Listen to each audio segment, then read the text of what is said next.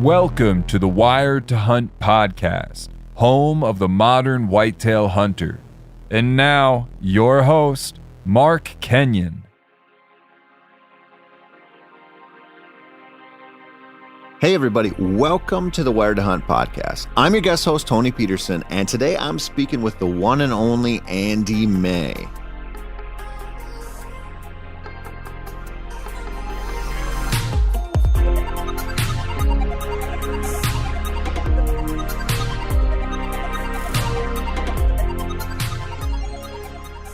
Hey guys, Mark here for a quick second jumping in. This is a Tony episode, but I gotta apologize to all of you because we made a mistake last week. Last week on the podcast, I mentioned that we had this sweet new kind of promotion over on the Meat Eater store where with every sale of the tethered Elite Phantom saddle, we were going to give a $100 First Light discount or gift card. Sorry. It was a sweet deal. I was very excited about it. But we had a little issue on the back end, and that sale is not ready to launch yet. Now, I have it on good authority that we will be able to offer that at some point soon-ish. I don't want to make any promises, but here's the deal. I'm sorry I told you that was available. It is not available right now. Sorry for any of you guys that went there. Check it out. As soon as I can confirm that this is a real thing again, I will let you know. Thank you for your understanding and for your patience.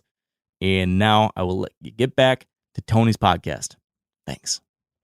All right, folks. Welcome to the Wired to Hunt podcast, which is brought to you by First Light. You probably figured out this is not the voice of Mark Kenyon. Normally, he's off doing something really odd, often with Spencer, who is not coincidentally really odd. But let's be honest. This week, Mark is on another vacation, fly fishing some beautiful stream in Idaho or somewhere out west, so that he can post, 77 more pictures of big trout on his Instagram and make us all kind of secretly hate him just a little bit more.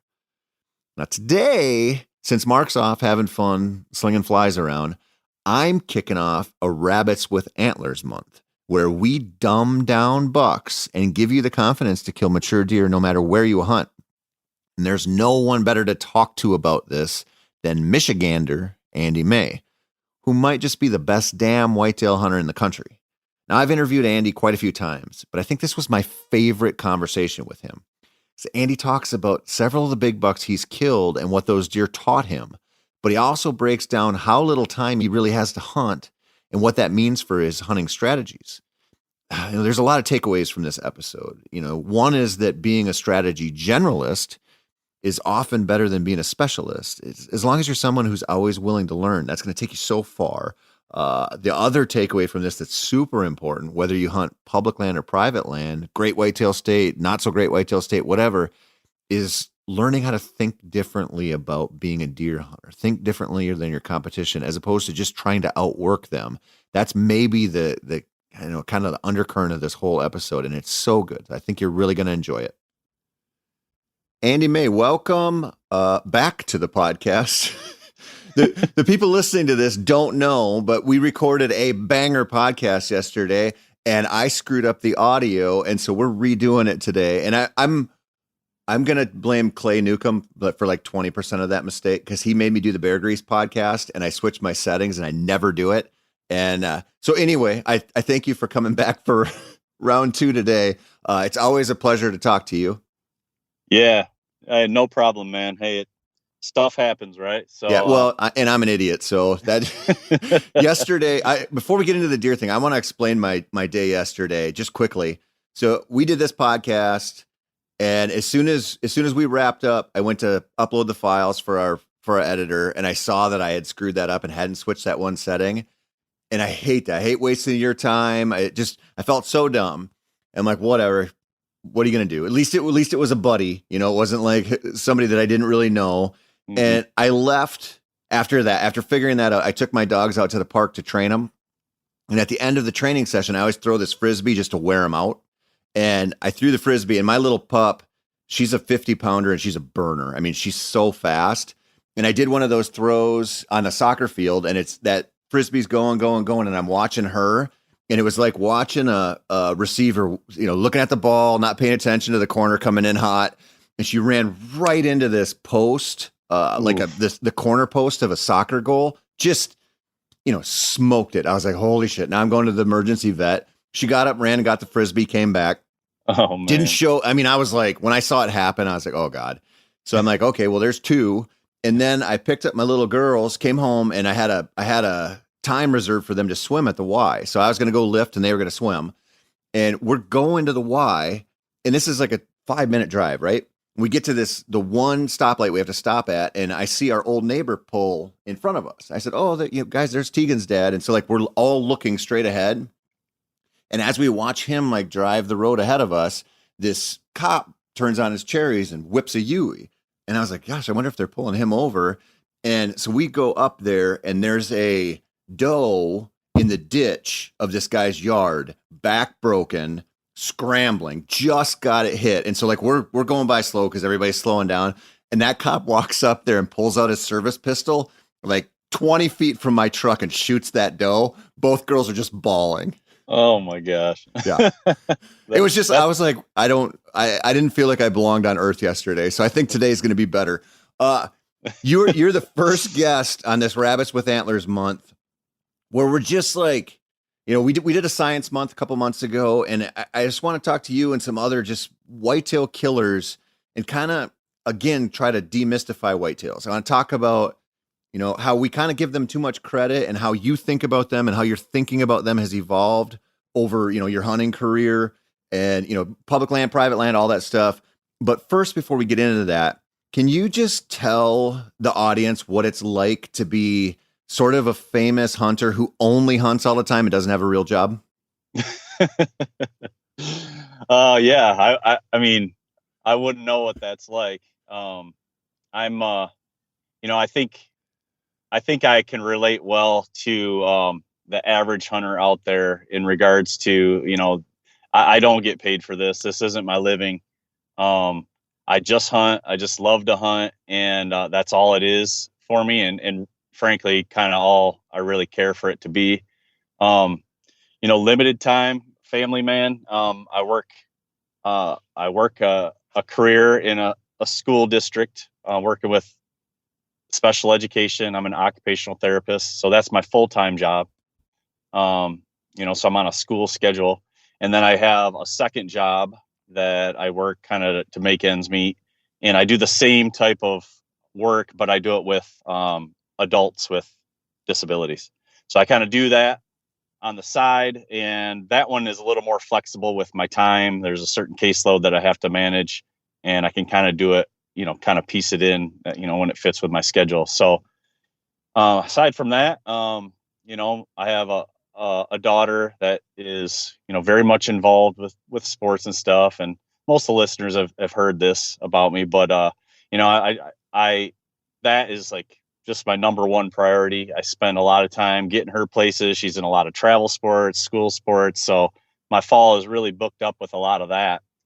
But in between, obviously, we're hunters, and we need to also, fuel ourselves and kind of go after that passion a little bit. So it's a balance, but I think I'm a good guy to relate to probably most of our listeners out there that are working hard at their job, trying to be good husbands, trying to be good fathers, and still trying to find time to get their hunting in and be effective. You don't necessarily have to be a professional hunter or do this full time to have some level of success. So that's pretty much the rundown there. I think it's an important lesson there, because I think it's very easy to see somebody like you, and like if the listeners follow you on social media, they'll see your fall distilled down to 5 kill photos of giant critters and some time out in the field, and just assume that's just what you're doing the whole time. But I know, you and I talk quite a bit, and I know your time in the fall is super limited. And that's one of the things, a lot of times when we talk, you're like, oh, I just did a quick scouting session here, or I'm running into here or doing something. And I think the lesson is so valuable, because you figured out, especially with your daughter's schedule. And, I'm going through that with my twin 10-year-olds, it's freaking every activity, gymnastics and basketball and softball and whatever. and you realize like, okay, that's priority number one. I don't care how much you love deer, they're priority number 2 or 3 or whatever. They're down the list, but you still make time to do those things, but you piece it out and you're like very targeted. And I know that's part of what I want to talk to you today. I know you've talked about that a whole bunch, but you are really efficient. You might be the most efficient hunter out there, and it's because you're just managing a full life, but still have that desire to get in some extra states and get as much done, on stand or in your saddle or whatever as you can. But it's like, you're talking, I just ballpark it for me on average. Like, how many days a year are you actually hunting now? Yeah, it varies. This past year I whitetail hunted, like in a tree or actively hunting 11 days. I spent a few days out west. I went out there, mule deer hunting. I had 4 days, and then I went on a really disaster of an elk hunt. I was there 5 days and only got 1 day of hunting because our vehicle broke down, and I spent 4 days trying to trying to get that fixed up so I could get back to the airport. So I had a few more days there, but 11 is very low for me. I would say, during that COVID year was probably the most I've hunted since before children, and I was probably around 30. So I say I kind of fluctuate somewhere in that 15 to 30 day range of actual hunting. But, some of that is by choice too. I could hunt a little more than that. I couldn't hunt much more than that, but I could hunt more. But what I've kind of chosen to do, or kind of evolved into doing, is just spending way more time scouting than I do actually hunting. And it has translated into more success with less time in the field of actually hunting. So I guess like it is evolved more into like a series or a schedule of information gathering and trying to look for specific things, and then moving in when the time is right, when the situation is right, when the deer, is located and the conditions and everything line up.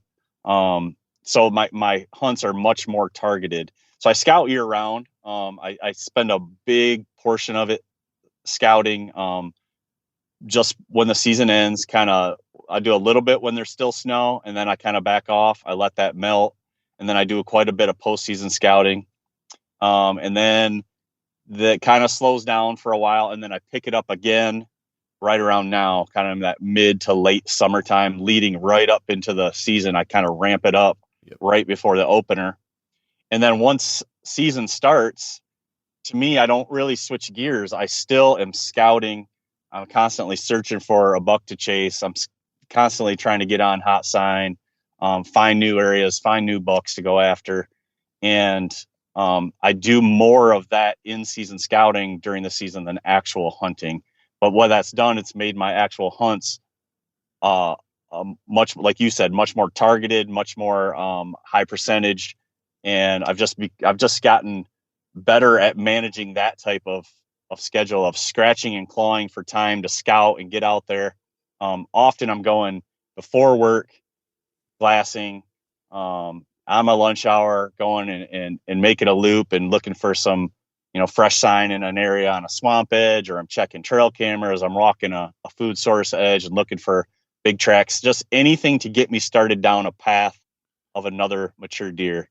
Because that's been the biggest challenge around home here where I hunt in kind of southern Michigan and northern Ohio, is just finding a deer to target, one that I want to spend time doing. And then when I do find that information, then it's go time. Then it's time to put time in the tree or make that calculated move. But I don't really go and just hunt anymore. I spend time gathering information and then hunt at very specific times when I feel like I got the information I need. Yeah. Well, and your point there about, slipping out during lunch hour or, before work, after work, whatever, that's, and I know you work out a lot. We talked about this the last time, so we don't need to get into it, but I always feel, people, it would be easy for a lot of people to say, I don't have the time Andy May has to do this. And when you look at that and go, well, do you have a half hour tomorrow or an hour tomorrow? Or do you have look at your week. Do you have 2 or 3 hours this week? And it's the same thing with working out. People be like, well, I don't have time to run. It's like, I don't know. Like you can get a pretty good run in the time it takes to watch a Simpsons rerun, right? Like, Mm-hmm. I mean, it really isn't, if you're piecing things out that way, it's really not like you need tons and tons of time at any given day or any given week. Now it's different when the season opens and you might take your vacation during the rut or whatever, but all this setup stuff you're talking about, it's a cumulative thing. And it's not just, I think a lot of people would listen to this and think it's that's a public land only strategy. And it's not. It's wherever you hunt. I mean, if you had like a bang in place where you're releasing and nobody was going in there, like you could probably play the scouting game a little different and be a little less impact. Mm-hmm. But for most people listening to this, and for you and I, like I know you can't really get away with that. Like you got to figure out what's going on, and it is a year-round thing, but it's not just a lump sum commitment. It's just over time. Yeah. We've talked about a little bit in the past about, some people that maybe do have a little more time, or maybe they devote all of their time like during the season.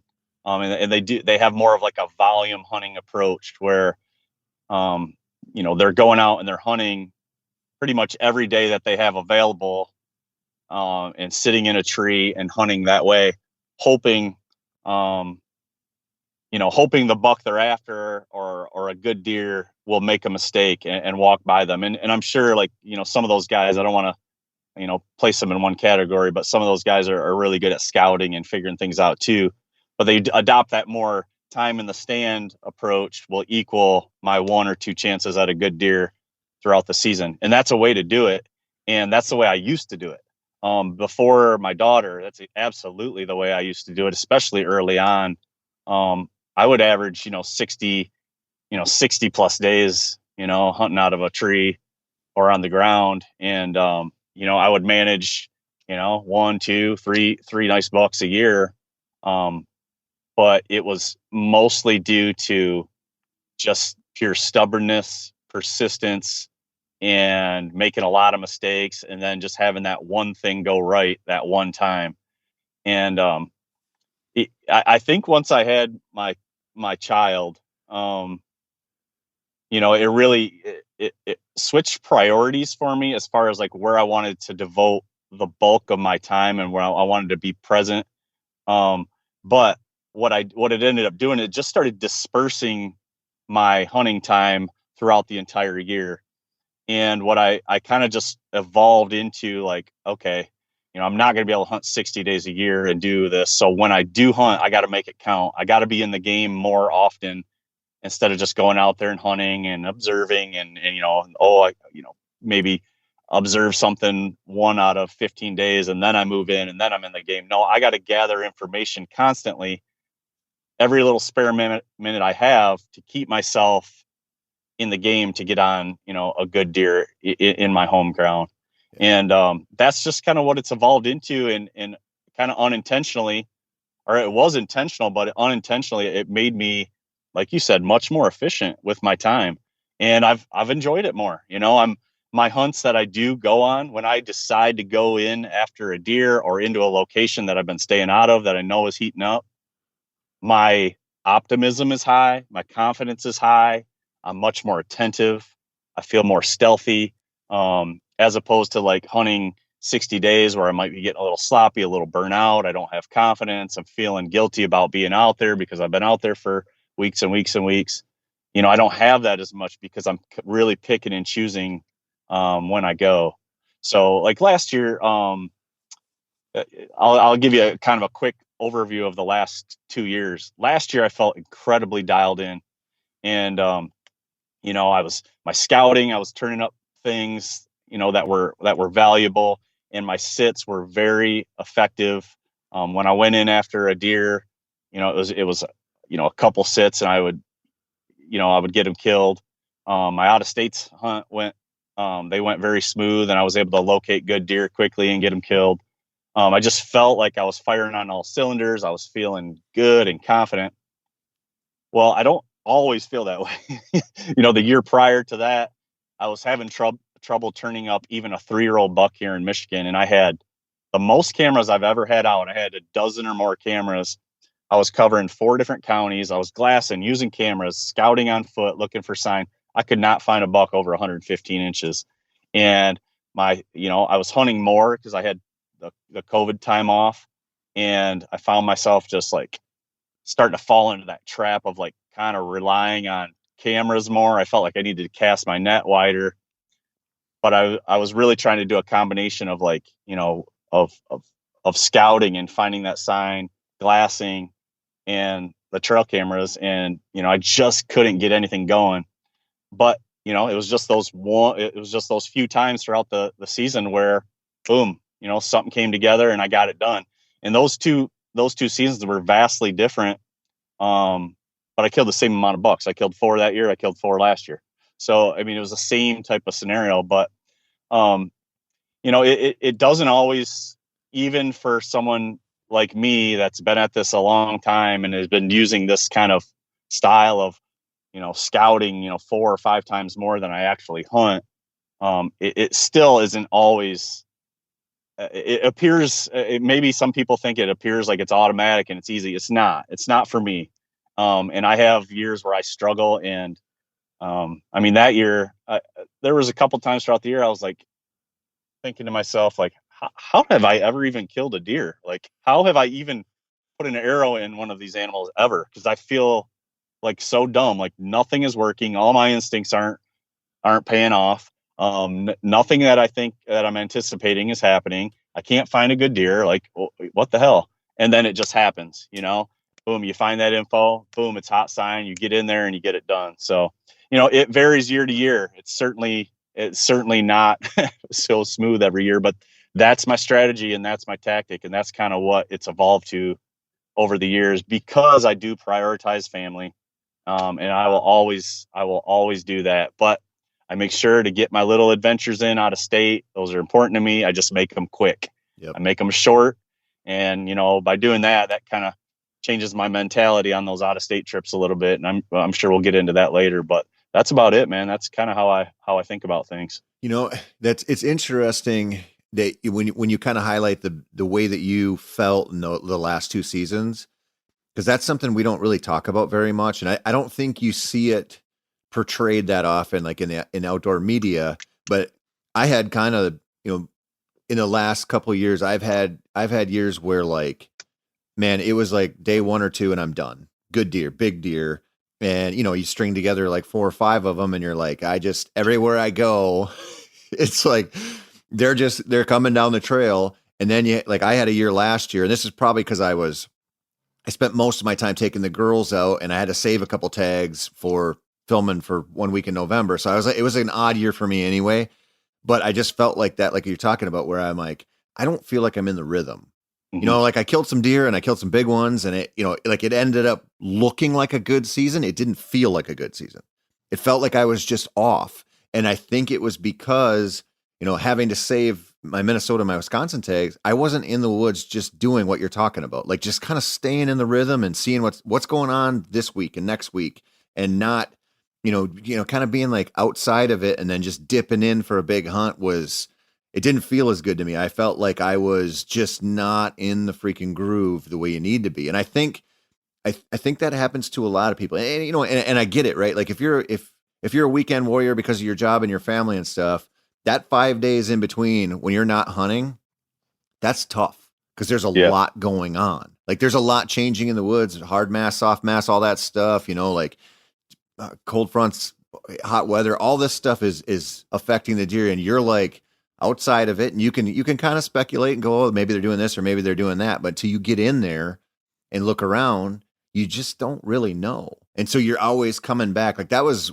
one of the things that really surprised me when we had kids, is I went from hunting anytime I mean, 30 days in a row sometimes, like, no reason not to, man, I've got these little girls 5 days a week. And I went from life of luxury to weekend warrior. And it was like a culture shock to me because I was missing stuff all the time. And it took like a recalibration, like you're talking about, where you're like, I gotta be there as much as possible to mitigate this feeling, because it's not good for you. Yeah. And that, you said it, you nailed it right there, is that you get out of the rhythm. And, the same thing with me. Like you pull me out of that rhythm. You pull me out of the woods where I'm, dipping in to different areas, checking cameras, glassing, getting in, looking for sign, reading the sign, monitoring, how the deer are changing to different, food sources and whatnot. You take me out of that, you don't give me that, then I'm not efficient. Then you're just guessing. But if you give me little windows of that where I can dip in, and that's what I've done for myself. I make sure I get those little windows in before work, during work, on a drive, at my lunch hour, right after work, or on an actual hunt where I'm just like, okay, I got to get something going. I need to make a loop through here and really figure out. I need to get things stirred up in here, get some information so I know what's going on. You start giving me pieces of that. That's when I am most dangerous. That's when I can start to figure things out and my percentage of my sits go way up. But yeah, for the weekend warrior guy, and maybe those are some of the guys that are like, man, how do you do it when you only have, 2 days to hunt?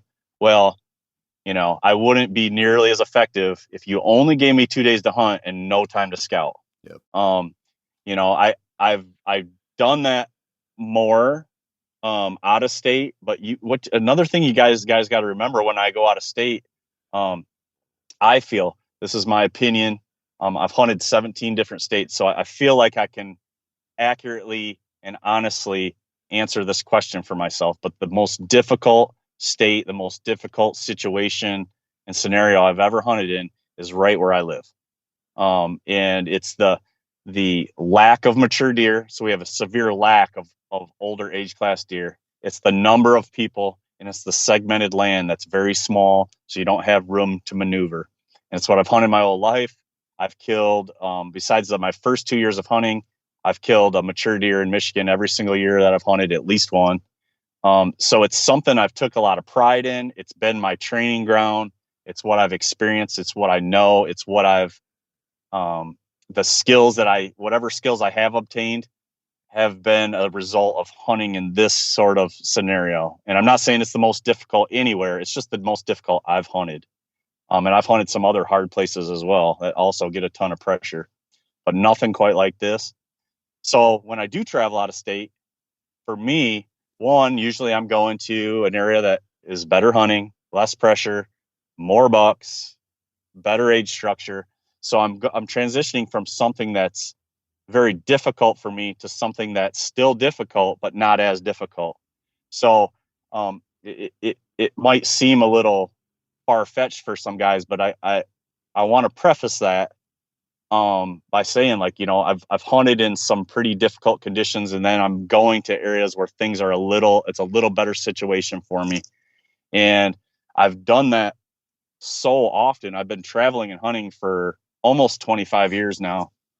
And, I've never, other than a couple of Western hunts, a high country mule deer hunt where I gave myself 10 days in the backcountry, and then one elk hunt where I gave myself 6 days. Every hunt I've been on has been less than that. And usually they're 4 days or less. And it's usually because work is very unflexible. I work at a school. I don't get vacation time. So I get the weekends. I do have a ton of accumulated sick time, but you can't call in sick for 5 straight days because they start asking questions. But you call in sick, on a Friday and a Monday, maybe once a year. There's your 4 days. So I kind of am real strategic with when I might do that, or I get on a deer. It's like, okay, I need to be out there tonight in the morning or whatever. Maybe I call in sick. I use it more for that. Yep. But anyway, what I've done is I haven't been able to stretch those long out of state trips to where you would really, be able to get there and kind of get settled and get a feel for everything. So it's changed my whole mental approach on how I tackle those. I immediately am very, very aggressive. I immediately dive into the areas that look good to me, and I have no fear of bumping deer. I want to get in, figure out what I need to figure out, find the sign if it's there, bump into deer. That's not a negative thing to me. Like, that's a positive thing, because if I can do that, I know where some deer are. If it's a situation where I'm more of an open country situation, I'm going to be, probably up on some sort of master vantage point and glassing and gathering information, and try to do that as quickly as possible, and then move it in for a very aggressive hunts. So I'm much more aggressive because I'm on a time constraint and because I don't have the information. So I need to get the information as soon as possible, even if that means bumping some bucks and bumping into some deer. But by doing that, I wasn't always great at it and efficient. I mean, there's been some out of state hunts for sure where I've went home empty handed, especially early on. But I kind of like, it's kind of like there's a fire that's lit under your butt, right? That's like, okay, I need to find something quickly. I need to get into some hot sign quickly. I need to bump into a good buck, get eyes on a good buck, glass a good buck, quickly, so that I have a strike or two to go after him. And when you've done that for 25 years and you've failed at it and you've tried things and you made mistakes, you just start to get good at it, and you start to get real comfortable in that kind of low time frame, high pressure situation. And it's just a lot of experience over time, a lot of instincts that have built up over time, and a lot of confidence that you can kind of go into these other states, in areas that you haven't been into, and get on a good buck. And I'm not saying, I'm going and killing, 160-inch deer that are 6 years old everywhere I go. I mean, I'm not. That's not the case. Those deer happen occasionally, but like this type of hunting and this type of style that I do isn't really suited for the, those really unique, high scoring deer, these oldest deer, because a lot of times the trick with those is just locating them. And that often takes time, and building some history with a deer, and really getting that deer and his tendencies and all that dialed in. Yeah. Most of the time I'm looking for a good mature buck, or a big racked buck, or, a good Pope and Young size caliber buck or bigger, in most cases. And in some states I'm more picky than others, but this kind of strategy and style lends into more of that kind of adventurous type hunting, throw yourself into a new, unfamiliar situation and try to get it done quickly. So that's just kind of what I've done. And if I didn't do that, if I'm like, it's not worth me driving 15 hours to Nebraska, or 9 hours to Tennessee, it's not worth it because I only have 3 days to hunt. If I thought like that, I would never go. Yep. So I always justified it myself. I was like, well, if I do 3 days this year and I do 3 days next year, there's my week, and what it morphed into is just like, boom, you get there, you got limited time. Like, how are you going to get it done, man? You got to get in there. You got to mix it up. You got to get that encounter. You got to get that sighting. And I've gotten to the point now where it's like, if I can find a buck to give me a little bit, then he's in trouble. If I go there and I spend 3 days and I never get eyes on anything, I come home empty handed. But if you give me a little bit, I get a sighting, I get a glimmer of tine, I get a track, I get some hot sign, I find a group of does and it's during the rut and it's in a good area, I like my chances. And it's just a confidence thing that's built over the years, but it wasn't always there. Yeah.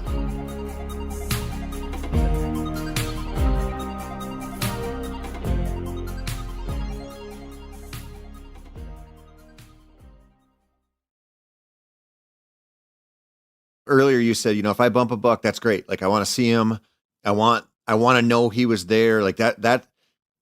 And what that reminds me of is, we talk this message all the time, and you hear this from a lot of people, that you just like have to outwork everybody all the time. It's like a popular Western thing. It crept into the public land whitetail space. But when you're talking whitetails, a lot of times you just need to outthink people. And, like when a lot of people, why I say that is a lot of people would look at that and go, if I bumped a buck, I'd be pissed. Like if I'm walking through the woods and I look up and he gets out of his bed and takes off, that sucks because he's gone and he's never coming back.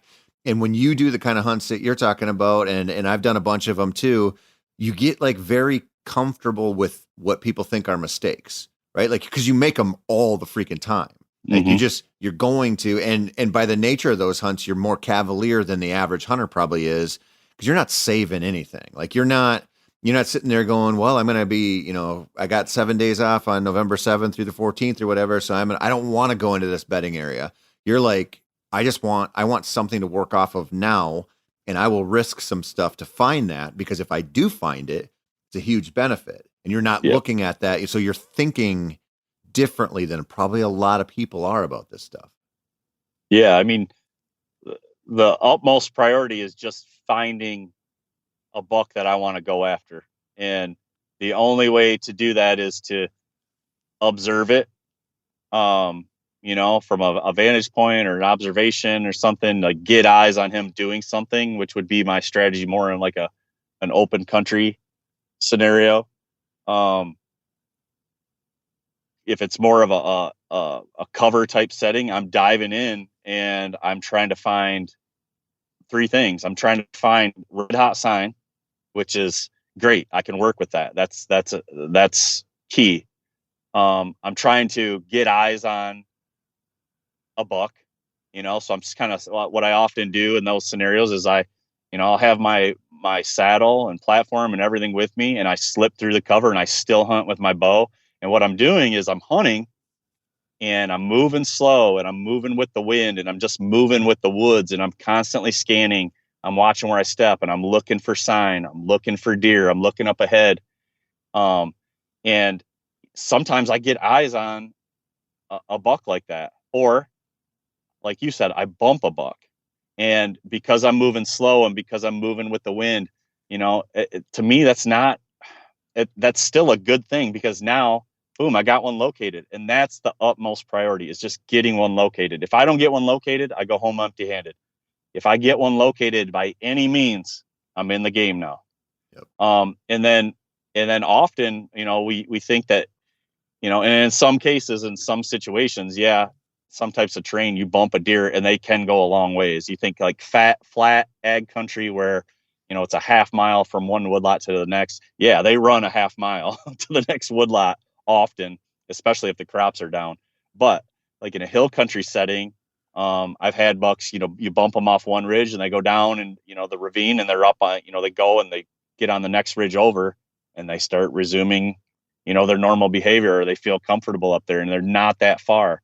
Like, or, in a like a Western Plains setting, you bump a deer, and I've literally, been up high and you could see them and they go into the next patch of cover. So they don't always, or they go into a patch of cover that you can see, and now you know where they're at. And now you're set up for, that next evening's hunt or the next morning or whatever. So it's not a negative to bump a deer. I mean, I don't really want to have a deer wind me. But that's why that's why I take that approach of like kind of still hunting and still scouting and slipping through the cover, and I'm quiet and I'm playing the wind in my favor and kind of working my way into the wind or into a crosswind just for that reason. And then if it's a rut hunt, Kentucky, Iowa, Ohio, where it gets a little more timbered. Yeah. Like if I bump into a group of does, that might lead me to a good spot. That might lead me to a good buck, because a lot of those cases, especially when you get into some like lower deer densities, like that's my strategy. Like I need to find deer. I need to get on deer. And usually, because there's a decent number of bucks and a good age structure, if you can find those little pockets of does, that could turn your hunt around in an instant. I think about like some of the areas I've hunted in, like Kentucky and Ohio, and even some of the spots where I've hunted like in Iowa, Indiana, the deer densities were lower, but there was good age structure. And, I have many times like studied and cyber scouted like a topo map and an aerial map. And I find these good terrain funnels that just textbook, like one of the things I look for is like a ridge system that has a lot of features to it. So I like ridge systems that have a lot of bedding points, a lot of bowls, benches, saddles, just a lot that should hold a lot of deer. And then I look for another one that's around there. And then I like to see how they connect through maybe like a saddle or a bench system or a big bowl that wraps around and connects to the other one that has those same features. And, you know, you look on that and you're like, man, if I could get there, that's the connection between all these ridge systems in the area. That's going to be the spot for the rut. And I've went to some of these spots in these lower deer density areas, and it's like you sit there for 2 or 3 days and you don't see a single deer.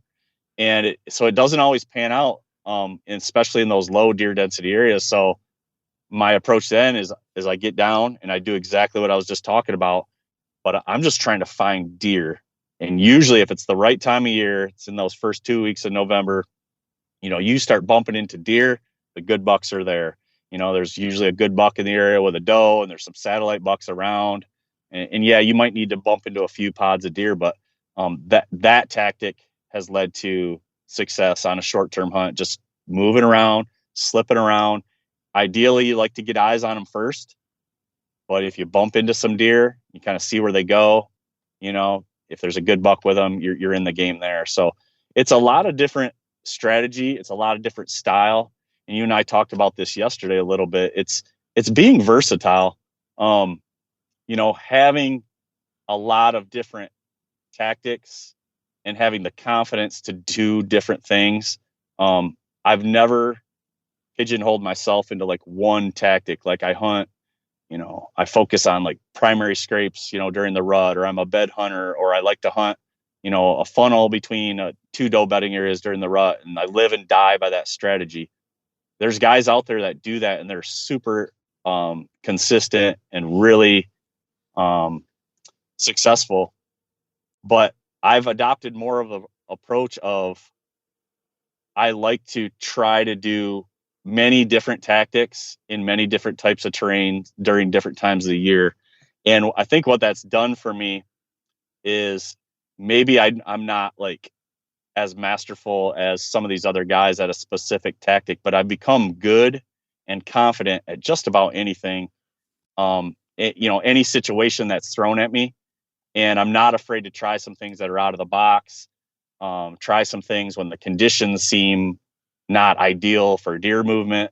Like every set of conditions to me, it just offers you some sort of different strategy.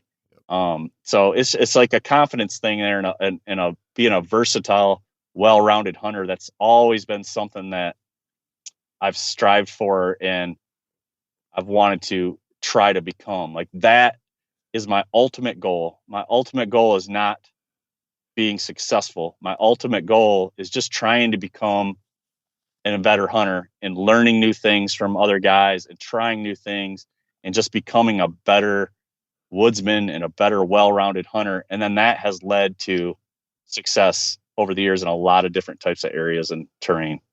I think, you know, the specialists, you know, the bed hunters, or, you know, somebody who might be really good at, you know, spotting and stalking out in the sandhills of Nebraska or something, like they get a lot of love because it's cool. Like if you're from different regions and you hunt differently, that looks cool. But the goal of being like a high level generalist with your strategies, I think is the best one for most people, because, you know, like when you, this is going to sound like a kind of a public land thing, but it's really across the board wherever you hunt, whatever type of land you hunt, is, you know, how often it is if you go in and you find that banging sign, so often, especially if you're on pressured deer, it's going to be a place that doesn't lend itself that well to just like, I'm going to get right up in that tree and I'm 20 yards downwind to all these scrapes and everything. And it's perfect. Like you're always making concessions. Like now I got to set up on the ground, or now I got to, you know, saddle up and I'm going to be 6 feet up in a tree hiding behind it, or something like that to make it work. Because it seems like, especially if you find a concentration where there's some bucks really using it, it's so often like not that dreamy kind of turkey hunting woods that you'd expect, where you could or another way to think about it, probably a lot of people who listen to this podcast never even did this, but, you know, like remember when climbing stands were really hot? Everybody was making them, right? Everybody had a climbing stand, and, you know, for some situations they were great. But if you threw one of those on your back and walked into the woods, I did this all the time. I'd find a place I wanted to hunt and I'm like, I don't have a tree. So now I'm like backing off of where I wanted to hunt so I can hunt for a tree instead. And it's part of the reason why they just like, I mean, they're almost not even in the conversation anymore, because we have such better options. But that was like a specialist thing when you needed just a generalist way to hunt those areas. And I think a lot of people look at that on like a private land spot. If you have your place you've always hunted and you go, well, I can go in August and hang stands and I don't need to do that. It's like, yeah, maybe, but maybe you hunt a place where a lot of other people are in there, or maybe you're not having the success you want. And if you opened up your aperture a little bit and said, yeah, I'll preset some stands and some, entrance routes and all that stuff, but you keep that saddle handy and you keep the ability to sit on the ground, whether you gilly up or however you do it, now you're pretty freaking lethal, because you're not going to run into a situation like a spot on a spot that you can't hunt probably. And that's important. Right. Yeah. And that makes me think about a buck. I'll make it quick. It's a cool story though, because it took some creative thinking. And I think creative thinking is really good to have as a hunter. We watch these TV shows where, it's plant the food plot and, stay out, and this is the strategy. Or, we listen to, podcasts with some of these really successful high level hunters, and they got a really dialed in strategy. And I do that. I eat that stuff up, and I love to learn from guys that are better at things than me.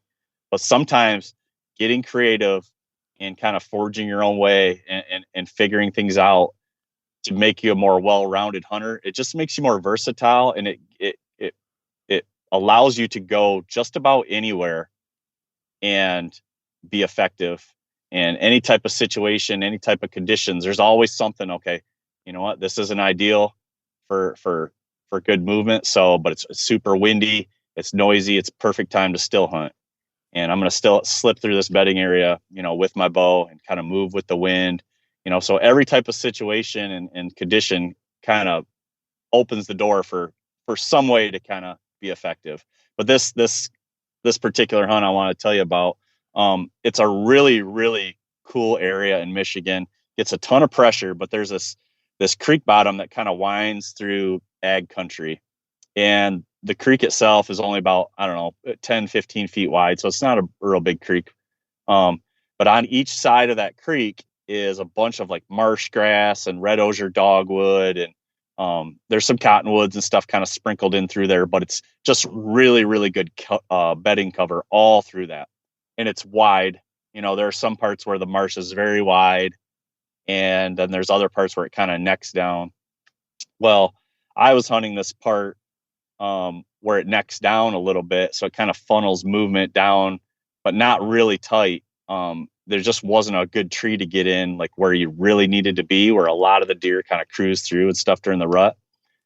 And I'll preface too, this area is awesome during the rut. Like early season, there's very rarely, many mature deer in there or good bucks. It's like a doe factory and a young buck factory, and there's a lot of deer in there. But come mid-October, you can start getting some 2-year-olds, occasional 3-year-olds nosing around. And by late October through those first 2-3 weeks of November, it can be really good, just because there's so many does in there. But I found this cottonwood tree, and it sets up on, right where that kind of necks down. It's just perfect, or so I thought. So I hunted that, and I'd learned enough about the area to stay out of there until kind of those, the pre-rut starts kicking in, and then slip in, let the does be in there, let them do their thing. I'd hunted it a lot of years and just to no avail, like early season and kind of mid-October, but it heated up. So I knew it's one of those spots where you got to time it right. And if you do that, you're going to have a better chance. But I sat in this tree several times, and every time, there's bucks cruising, bucks I'd be happy to shoot, and they're just out into the creek bottom more, and, just out of reach for a bow. And there was nothing out there for me to get in. It's just a bunch of bushy trees and red brush and a real tall marsh grass. And the tree I was able to get in was awesome for a gun, but I was trying to get him with a bow, and it just wasn't in the spot. So I didn't tag one out there that year. So after the season ended, I went out there and I scouted, and I kind of walked out to where like all this traffic seemed to filter through. So this like 70-yard area, and I was like, I gotta somehow hunt here. But I didn't like a ground setup because it was just so tall. It would require a lot of like little lanes to cut. And, I just didn't want to go through all that trouble. And I just didn't think it would be super effective. Like I wanted to try to get elevated. So I started looking around, and there was these 12-foot bushy trees. I'm not sure what kind they were, but they're kind of like oval shaped bushy trees. And I'm looking and I'm like trying to think. I was like, God, it's not big enough to get a stand in or even a saddle. I was like, I think if I cut that out and get on some sort of like step ladder or something, like I could tuck right into one of those trees. So what I did was I took our old Christmas tree, and instead of throwing it out, I drug it out there and I cut out this bushy tree, about 10 foot up. And I stuffed the Christmas tree up there upside down. So the kind of, the needles kind of will stay a little longer. And I stuffed it into that tree to give it like a blob, like a profile that looks like something's up there. And I did that just to kind of create, in case the deer kind of caught on and like, what is that up there? So that way they would get used to it. And then I cut a little like hole for that tree to be in. And then I cleared out a spot at the base of that tree. And I put one of those like aluminum step ladders that kind of fold down. They have like 3 steps with the black steps. And I tucked that in there. So by me standing on that top ladder, I lined right up perfectly with that Christmas tree. And I just like tucked right into that bush. Well, I left that out there all year, and I ended up hunting that during the rut the following year. And it was like my second or third sit. And I arrowed a really nice Michigan 9-point, good mature deer, heavy. And it was so cool, man, because it was just that creative thinking that got me into the right place. And if I was just kind of like standard, had to be in a tree, I would have sat all season and did what I did the year before and watched everything out in front of me, and probably just tried like rattling and calling and all this stuff that is really ineffective here. So, just by being a little creative, having some creative thinking and trying that approach, it got me a kill there. So I thought that was a cool story, kind of fit with what we were talking about. Yeah, it is cool. And it's such a good lesson because it's so easy to sort of get locked into like, I'm a saddle guy and I have to do it, or I'm a this guy or whatever. And you just think about like, when I think about, I don't know, the last $20 I shot on public land, probably like, 40% of them happened in a way where you're just like tucked into like the first 2 rows of a cornfield, or you're, like the first big buck I ever killed on public land was a buck in North Dakota that was crossing this one specific crossing on the river, and he was going by a cottonwood tree. And I was like, I'm just going to go down to that cottonwood tree. I'm going to get in there and I'm going to shoot him at 20 yards. It's going to be over. And I walked up to that cottonwood tree to set up in it. And it was like 8 times too big to fit my stand strap. You know what I mean? I had that perspective of sitting up there glass, and then I walked up to it. I'm like, there's no way. And I ended up just sitting behind the tree because I was like, this is where I got to be. And I guess deer can't see through trees. And I killed that buck as he walked by. And when that stuff happens, you just think like, you have this made up in your mind how this is going to go, or, like I'm going to go into this spot, or I'm going to go on this public land hunt somewhere, or this first hunt with my buddies, and I'm going to set up here or do this, especially from a lot of your e-scouting. And then you get in and you go, this needs me to think about it differently now. Like what I thought about what this was going to be is not it. So you can either kind of just like be stubborn and just like, I'm going to figure out a way to be in a saddle and I'm going to get as close as I can or whatever I want to do. Or you're going to do something like you're talking about, which is totally outside the box, but puts you right where you need to. And kind of like your example there, killing that buck with that little step ladder. It's like a great example of like how we give deer too much credit. Like when you're around them in that situation you're talking about on that creek bottom and they're rutting and going crazy, they're not that smart. Even in a state like Michigan with a ton of pressure, even, like if you've got the wind right and you can hide yourself a little bit and they're used to whatever you're doing, like you have so many advantages. And I think when you do something like that and it works, you go, wow, like maybe, and I'm not saying undersell them, give them the credit, but I think we give them so much credit sometimes that a lot of people would never try that or try risking something like that. And like when you do it, sometimes it freaking works. Even if you hadn't killed a buck there, you'd have learned a bunch just from your encounters. That's so important. Yeah. Well, my buddy Jesse Coots says it best. Is like, deer, even mature bucks, they're not smart. We are smart. They're not smart. They have really dialed in instincts to stay alive, um, instincts to breed.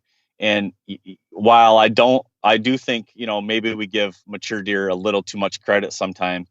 I do believe that you do have to think about them a little differently than, your doe, your yearling bucks. They do, in a lot of cases, behave differently. They move a little more cautiously. They live a little more back in the cover where they have more of a sight advantage, a wind advantage, a hearing advantage. So you need to think about them a little differently. But they're we do give them a little too much credit. Like, if you can do that and you can learn about them and their behaviors and where they like to be and when they like to move and how they like to move, then it's not that difficult. A lot of times the most difficult thing is just finding one, you know. Yep. That's always the most challenging thing for me, is just finding a mature deer. It's not getting an arrow in the mature deer. I'm not saying it's easy, but yeah, sometimes we make it out to be this huge feat, when it is a difficult thing, and you definitely need to be a savvy hunter, and you definitely need to think about things differently. But they're still just an animal, and they're still trying to survive, and they still have instincts and behaviors that are, they vary from deer to deer a little bit, but they're pretty standard. And once you start to learn those, and you learn how to approach those and how to take advantage of those, then the blueprint is fairly simple. But applying that, implementing that can sometimes be difficult, if guys aren't willing to, put in the time, put in the work, put in the patience, be willing to learn, be willing to try different things. I always stress hunters, especially, when they're starting out, to favor more of an aggressive approach. And the reason I say that is because I think by pushing the limits and being aggressive, what it does is it puts you on a fast track through a lot of mistakes. And if you can do that, if you can, make those aggressive moves and try to push in, and maybe I should push in a little more, or maybe I should hold back. And I'll push in a little more, and then set up, or push in a little more and occasionally bump that deer.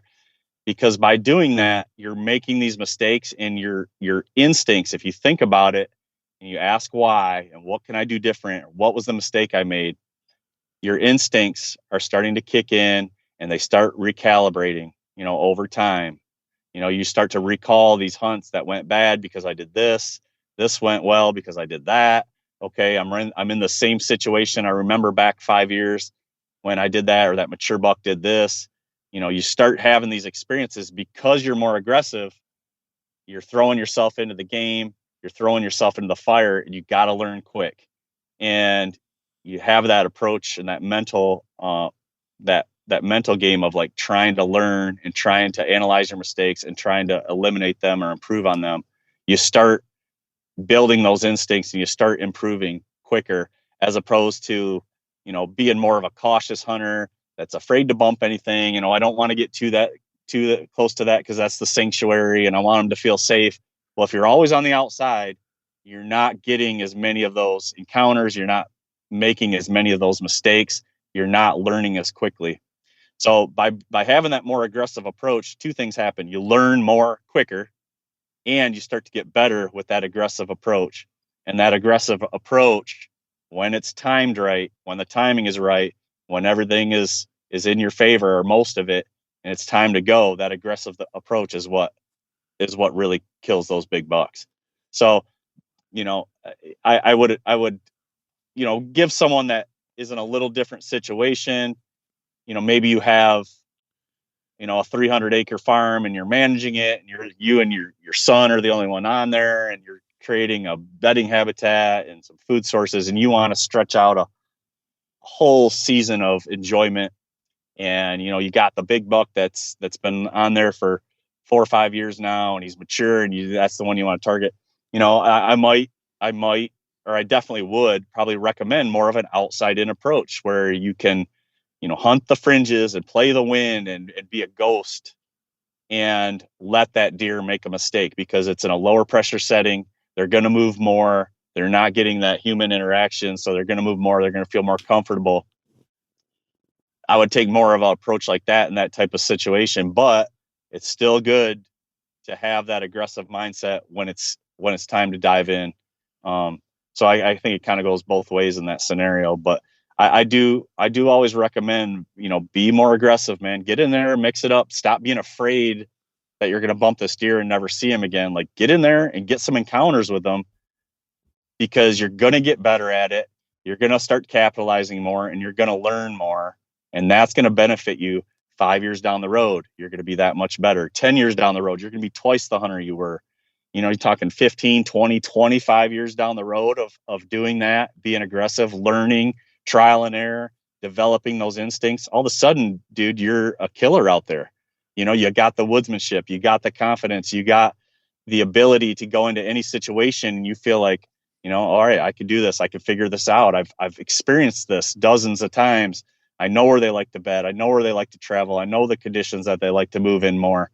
I feel comfortable slipping in through here with the wind and with my bow, still hunting and maybe getting eyes on that buck, or maybe coming across fresh sign, or coming to that hot funnel where, you bumped into a couple group of does and there's a good terrain funnel with some beat down tracks and a couple of fresh rubs on it. And it's November 5th. It's like, all of a sudden you're more comfortable in that situation because you've been doing it for years and years. It's a long-term play. It's a long-term development. And I think that's the approach and what I've kind of evolved into as a hunter. And it might be a little more difficult for me to be like, oh, Andy, come to, Mark Jury's farm and kill, Mr. 220. Like, I don't know that I would be that great at that. I'd probably see him, or, I figure out where he's bedding and I want to go in and get him killed that day. That's more of my approach. And it may not be the best approach always in that type of setting. So this is just what I do. And it's an accumulation of hunting in a pressured area in Michigan where my chances are few and far between, and then traveling to these other states with limited time frame, and I got to get it done in a short time frame.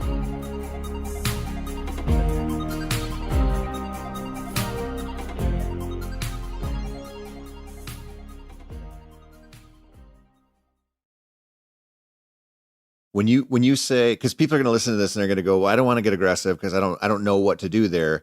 But what you're also saying there is to not do what other people are doing. And so, like, when you think about, I know you've seen this a ton. When I walk around, let's say I'm scouting public land down in Iowa, I can look on the aerial photos and I can just about call my shots where I'm going to see stands. Like, you can look and just know where they're going to be. And that's because people are setting up on logging roads and they're setting up on, the little fields or the food plots or whatever. And you just know. And so when you say, like, take a aggressive approach or do something differently, a lot of times it's just don't sit where most people would, because, like, back to when we're talking about giving bucks too much credit, we make it so easy for them a lot of times. Or I would say, maybe 85% of the hunters out there make it so easy for them to know what we're probably going to do. We're going to park in the same spots. We're going to walk the same entrance routes. And if you're not, you could look at it differently than say be aggressive. You could just think differently. Like, just think differently, because most people aren't going to be aggressive. Most people aren't going to get off that logging road too far. They're not going to get off those field edges.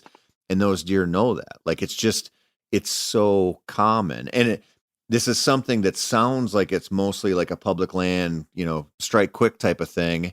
But when you think about, like, that example you've got there of the father and son, they got 300 acres and they're, we're really cautious. We don't go into the bedding area. We don't go into the sanctuary. We sit the outside edges. We move in, by Halloween or whatever. And it's like, great. That might work. That might work great for a lot of people in a lot of situations.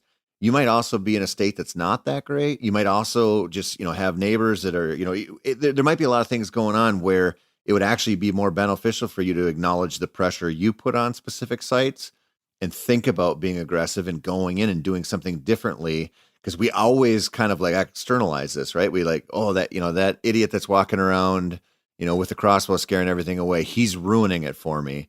Well, yeah, he might have been out there one day and you've been out there 9. We're biased toward other people's pressure and other people's mistakes, but we don't think about it that way with ourselves. And if you're going to the same 3 stands over and over all season long, volume hunting, like you talked about earlier, like you might really, really be hurting your chances, even though you think like, I'm putting in the hours, this is going to happen. When all you might have to do is go back off 200 yards into the timber and kill one on a staging area, or find something, some soft edge in there or something that's just different than what most people would hunt, and you catch that buck off guard. And that's one of the lessons there that I think is so important for everybody, is just think a little bit differently about this stuff, because we all have access to the same information. We all have kind of the same like desire to go sit where it's wide open and we can see a long ways. We all have the desire to kind of be lazy with it to some extent. And if you don't do that stuff, you're going to think differently. You're going to hunt differently. You're going to kill more deer. Yeah. Yeah. And I that makes me think of like something, you and I have talked about in the past of, pretty kind of the standard is, you put the wind in your face, you go to your spot, you want the wind in your face blowing from where you expect deer to come to you. And that's the safest option. And that's a good option if you're kind of hunting kind of that outside in approach, keeping pressure low, trying to stay hidden. But oftentimes,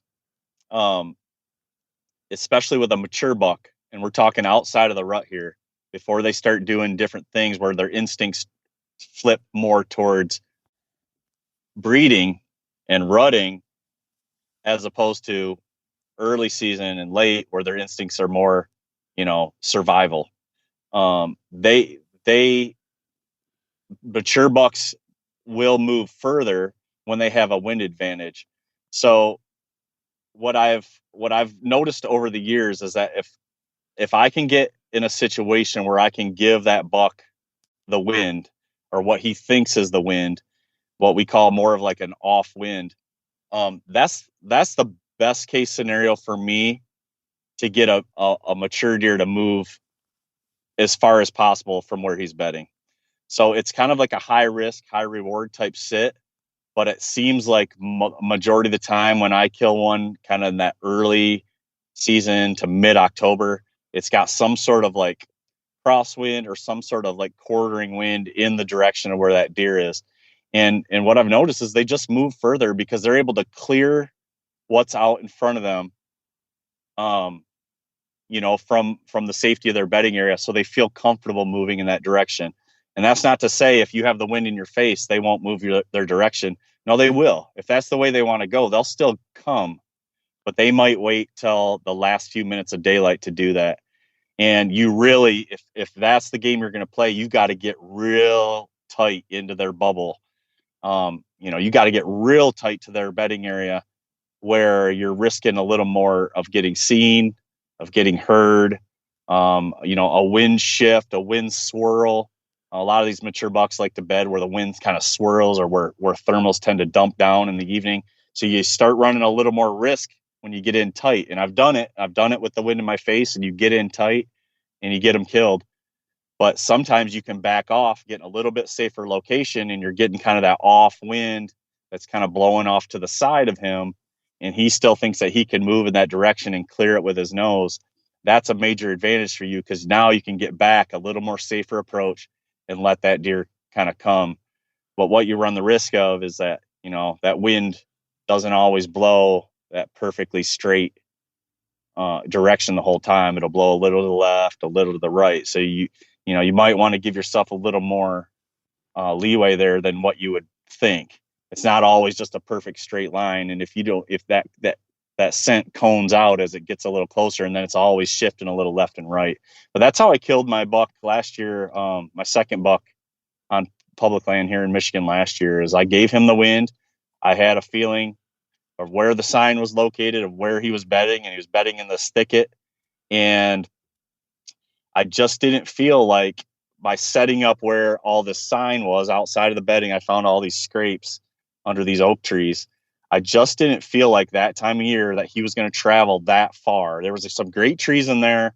It was a little swirly in there. I didn't really like that setup, but the sign, I think like a any other hunter would have seen that sign and be like, this is the spot. And it was, but the wind was swirling and it was far enough away from the bedding area. I was like, I don't think he's going to move this far on October 16th. I just don't. So what I did was I got the wind in my favor. I circled around the thicket where I thought this deer was bedding, and I got more up on the upwind side, and the wind was like blowing towards him, but it was blowing a little off to the left. And I was able to sneak into that thicket, and I got into it just enough where I was like inside of his bedding area, but he was probably, where he ended up getting up and moving out of was probably 75 yards away. So it was a very cautious and quiet and stealthy approach, like that last, 50 yards. And this is another cool story because I got set up in the saddle. And like you said, I didn't want to get up high. I didn't want him to see me. I want to make as least amount of noise as possible. I just want to get up above enough where I can shoot down into the tall weeds and stuff. And I got set up, and at one point I was setting a stick and I just clicked a branch, just like click. And I was like, oh God, just enough where like if there was a deer around, within 50 yards, he probably would have heard it. So I get set up, I get my platform up, and I get settled. And all of a sudden I see this mature doe approaching me, like dead silent, looking up in the trees right in my direction. But because I'm in the saddle, I'm on the back side of the tree, and I'm hiding like this. And she comes 15 yards from the base of the tree, and she's doing this, looking right up at me. And she had heard that. And I was like, this doe is going to blow the whole thing. I just remain motionless. She looks around for a few minutes, kind of noses around. She's smelling. My wind is going just to the left of her. And she turns around, flickers her tail, walks right back in the bedding. And I'm like, whew, dodged a bullet. But that's the game you're playing a lot of times when you're slipping into these bedding areas. Like, that's how stealthy and quiet you got to be. So later on, the sign that this buck had been lefting was very aggressive. There was like tons of scrapes open up in that little oak grove, a lot for that time of year. Some rubs were popping up, and I had a feeling I was, dealing with an aggressive type deer is laying down a lot of sign. And I'm in his bedding area now. I'm in his cover. He's got the wind in his favor. But I do realize he's not really probably going to come my direction. I'm on the upwind side. I'm not in the direction of where those oaks are. I'm not in the direction of where those scrapes are. I'm in the opposite direction. So I'm like, I need to somehow try to draw him over here. So I'm not a huge caller, but I will call. I'm confident calling when I think the situation is right. And a lot of that is, matching the attitude of the buck. And a lot of it is being more subtle rather than aggressive. And a lot of it is the location. And I felt like I'm in this deer's bedding area. I shouldn't be able to get into here where I am without him detecting me, but I did.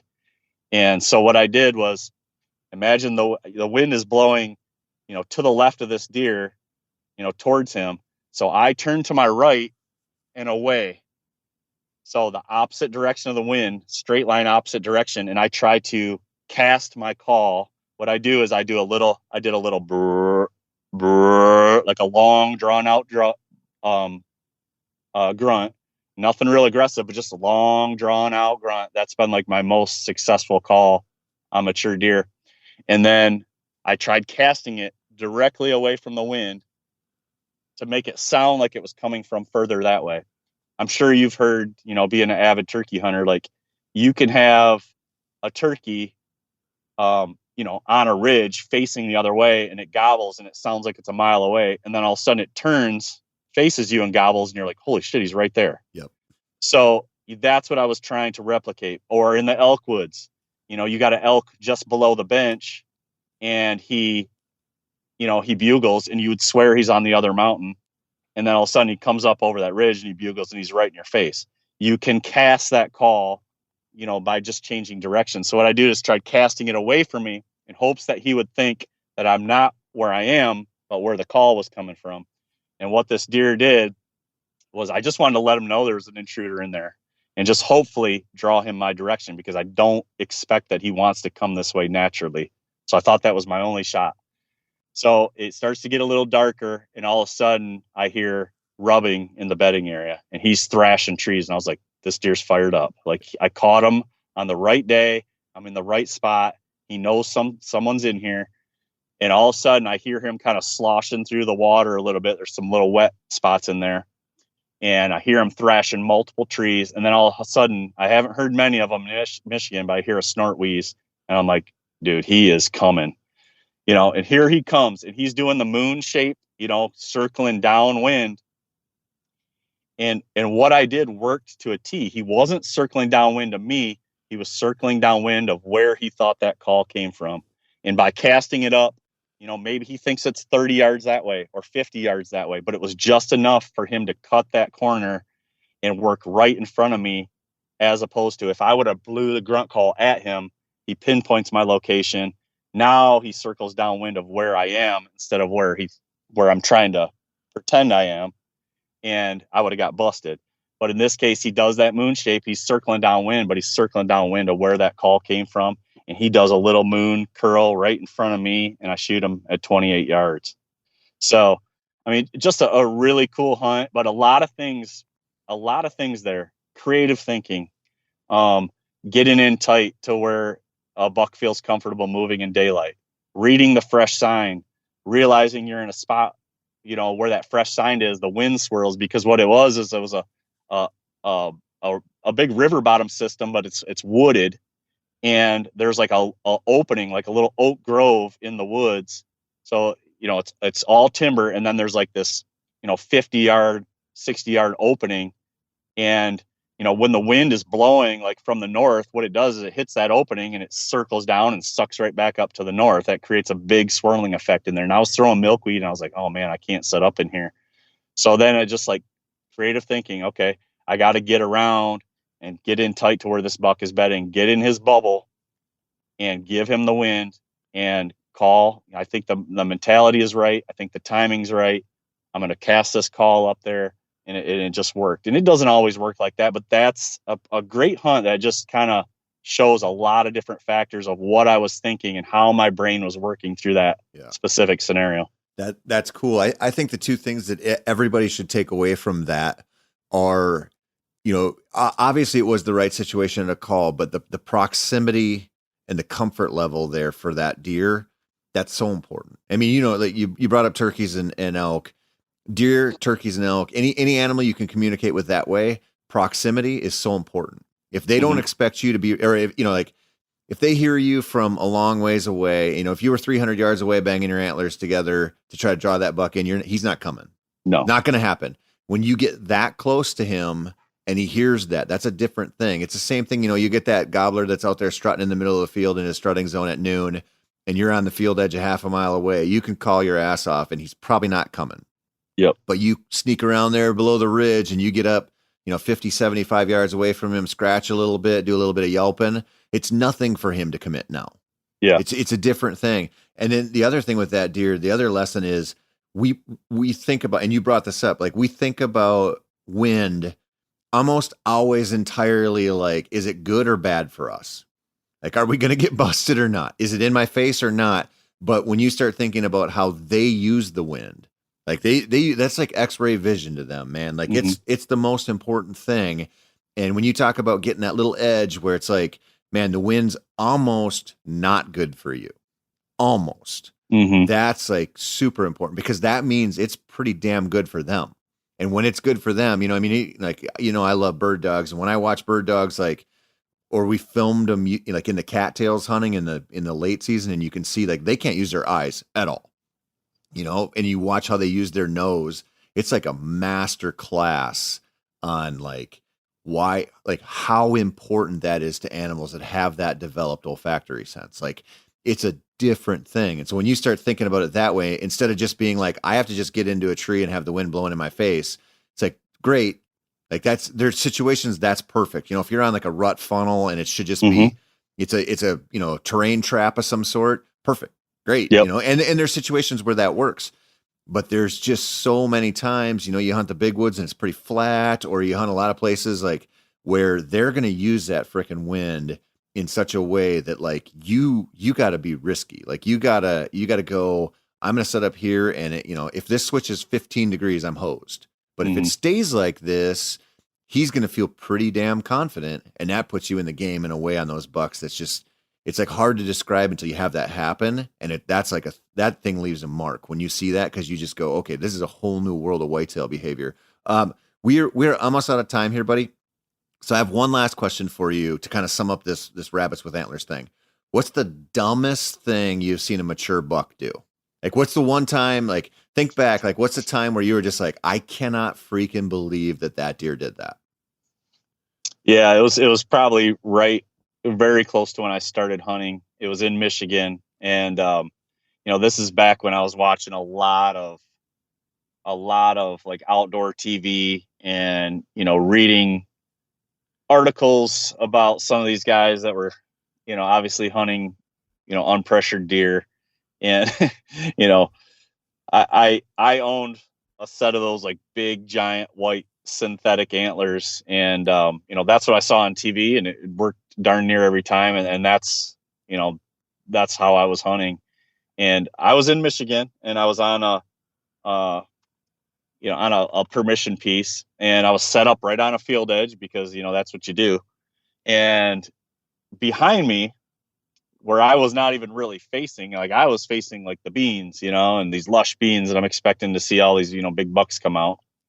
And obviously that doesn't happen. But behind me was like this old set aside field. And I just happened to glance. It was great bedding cover. I didn't know enough about this type of, terrain and this type of habitat to really know that like that is good for mature deer. But I look behind me and I see a nice mature 8-point kind of walking parallel, to me. And I had the wind. The wind was more like kind of blowing like down the tree line. So it wasn't necessarily in my favor. It wasn't necessarily in his favor. But I just clapped those antlers together as loud as I could, just like you see like Gordon Whittington do it in Texas, just staging the biggest giant buck fight that's ever been. And I'm thinking like, when I think back, it's like, I'm like, he could probably see me, and, I'm just nailing those things together. And sure enough, man, this deer turns. You just must have caught him, just doing a dumb thing in the right mood or whatever. But here he comes, and he's coming. Wind totally not in his favor. Doesn't circle downwind at all. Just comes a beeline right to my tree, and I shoot right over him. So I don't want to say that stuff happens a lot. It doesn't happen a lot, but they do dumb things, and if you just kind of you can get it done just simply by being out there sometimes. But yeah, that's probably the dumbest thing I've seen a mature buck do. So after that experience, how many big bucks did you rattle at before you just threw those things away? Oh man, it ruined me for years, because that totally made me think like that's all I needed to do. I mean, I was a rattling fool for a few years, and it took probably a dozen or so bucks to see him just to kind of turn tail and run, but to make me realize like, okay, this isn't going to work every time, and then you start reading different things about hunting pressured deer, and it's like leaving the calls at home or calling a little more subtle, and you just, trial and error, what works, what doesn't. And you start to kind of fine tune that calling strategy, because it certainly can be a strategy. But Tony, real quick, man, before we hop off, like, I think this is worth mentioning, real quick, and I'll make it fast. We talk about the importance of like, of shooting and being good with your weapon. One thing that I do think that really helps me and might set me apart from, say, like the average guy. And I know you feel the same way about this, is being absolutely proficient with your weapon. And I think back about these shots, that I get on these hunts out of state, at home. Very rarely am I getting the perfect broadside shot at 20 yards with a deer standing there, and I'm flat footed and everything. The form is ideal. Very rarely does that happen. It happens every once in a while, but a lot of my shots are happening at an extreme fast pace. I'm sliding my arrow between, two branches from two different trees, and there's an inch space to get through, or there's a little hole the size of a volleyball to get through, or I'm leaning way out in my saddle on the weak side, and my form is horrendous, and the deer is about to walk out of the shooting lane. Another one, happens often is I have something covering the vitals, say at 20 yards, and the deer standing at 40, and you got to know your weapon and know that the trajectory of the arrow is gonna cast right over that obstruction and land right in the vitals. Or out west, like all my last shots have been, sitting down on knees. My muley that I shot last year was a 60-yard shot, which is a poke, and I was in a crouch, like half squat position, because the way that hunt unfolded is this deer was approaching, and he was coming up on a ridge and then going down, and then coming up and then going down. And every time he was down, I was sprinting, trying to get within bow range to cut him off. And every time he was up, I had to freeze because he could see my level. And so I had to cover, 600-800 yards. And then I finally got my shot opportunity just as he was about to jump onto private land that I couldn't access. And I had a branch kind of head height. I had to squat down and get that pin settled and make that shot in an instant, or that animal gets away. Or my first buck in Michigan last year was a weak side shot in the saddle, so completely twisted the way you don't really want to shoot. And it was a 35-yard shot, just about to walk out of my shooting lane and hit him through both lungs.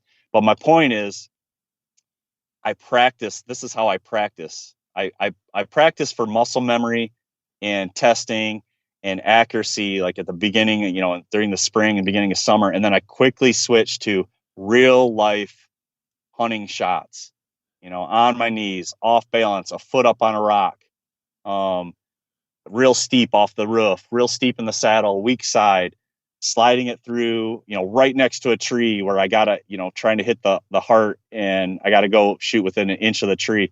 And what that does is that prepares me. It gives me confidence when those shots materialize in the woods. I don't hesitate. Those are shots that I've made hundreds of times. And I made the analogy to you. It's like you don't, if you're a runner and you're going to run a 26-mile race, you don't train for that 26-mile race by running 5 miles or 10 miles and then expect to perform optimally on race day at 26 miles. No, you run 26 miles or you run 30. And if you're trying to win, you're running, 30 miles plus for time. And so when you run that 26 mile, it's a breeze. And that's a big thing. I think I pull off and I take a lot of shots that other people either don't have confidence in, or it would be extremely low odds because they haven't put themselves in that situation enough in practice. So I'm not telling people to go out and wing shots, these low percentage shots, but no, practice these hard shots, because those are the ones I get. Those are the ones where I'm just slipping it through that most people think would be a high risk shot. To me, it's not. If I can see the spot and I have my pin and I have my bow back, I can hit that spot. It doesn't matter what's around me. It doesn't matter what's in front of me. If the trajectory is going to carry it over, it doesn't matter anything. It's still a point of aim and me executing the shot. And it doesn't matter what else is around there, but you have to put yourself in that situation and practice those shots so that when they do come, it's not your first rodeo. Yeah. It's something you've done. It's smooth. It's seamless. There's no worry. There's no hesitation. There's no anticipation. It's just boom, there's my shot. Okay, it's going to happen quick. I got to execute quicker. Boom, there it is. And it's automatic. And I think that sets my success apart from some, because I know a lot of good hunters out there, tons. Like, some hunters that are probably much better than I am. And every year they tell me about the buck they wounded. I hit the twig. Oh, I rushed the shot and I hit him high. All these things. And it really is just, you're just coming unglued in the heat of that moment. So practice really, really hard shots, really challenging shots, challenge your balance, challenge your form, challenge how fast you have to get it off. Shoot it right next to that tree where if you miss and you don't get it right, you're going to blow your arrow up. That's what prepares you for the real life, out there on public land or pressured permission land when you're trying to get a mature buck in thick cover where you can't trim a bunch and you don't have wide open food plots to shoot in. Those are the shots you're getting, and those are the shots you got to be prepared for, and you have to make it count every time. Yeah. I mean, that's one thing, especially, it's different if you can really set up stands and cut shooting lanes and you're sitting on field edges and food plots and like, that's a somewhat of a different thing. But most of the hunting, like when we talked yesterday about this, I was thinking like, man, so many of the deer that I shoot are some level of a thread the needle shot. Yep. It might not be, like you might not be shooting like through a golf ball size hole, right? But it's like a softball or something in the cover, or, and not crazy distances. They're just normal whitetail distances, but it's never like a wide open, like nothing between you and them but air and opportunity. There's always something to think about there. And if you don't practice those, and you don't have the experience shooting deer, I mean, this is another thing. And like, I'm not advocating using deer as target practice, but a lot of people who aren't closers, who might be good hunters but aren't closers, they didn't go through the phase where they killed a ton of does and little bucks, or they just don't, they don't have the Western animals under their belt or something. So it's like, man, you're getting one shot a year or one or two opportunities a year at something, and 50% of the time that's going to go wrong somehow. They're either, they're going to bust you when you draw, or you're going to make a bad shot or something, and you're not used to that execution at the moment. And man, when you get to that point where you're really confident through the practice you're talking about and you get the experience, like then when you watch them walk in, you're stoked because you can do it and you're not scared that you're going to screw it up. And that's a big difference, because a lot of people, and they won't admit this, but like I went through this when I went and hunted with a recurve for a few years. Like the first year I shot so much, I was really confident. The second year I didn't. And I felt differently when I was out there. Like I'd see a deer coming down the trail. I'm like, I don't want them to come in, because now I'm scared to take the shot because I'm not as confident. And man, you go through a season like that and it changes your perspective on what you want to like. You don't ever want to go into it that way again, because how much it hurts you and you don't do well. And so that's a great lesson. That's a great way to wrap this up. Andy, it's always a pleasure to chat with you, man. I love talking to you. Thank you so much for coming on, buddy. Yeah, it's fun. Anytime, man. I love talking to you too. And let's do it again down the road. Awesome. Thanks, man. See you, buddy. That is it for this week, folks. Be sure to tune in next week for more whitetail goodness. This has been Wired to Hunt, and I'm your guest host, Tony Peterson.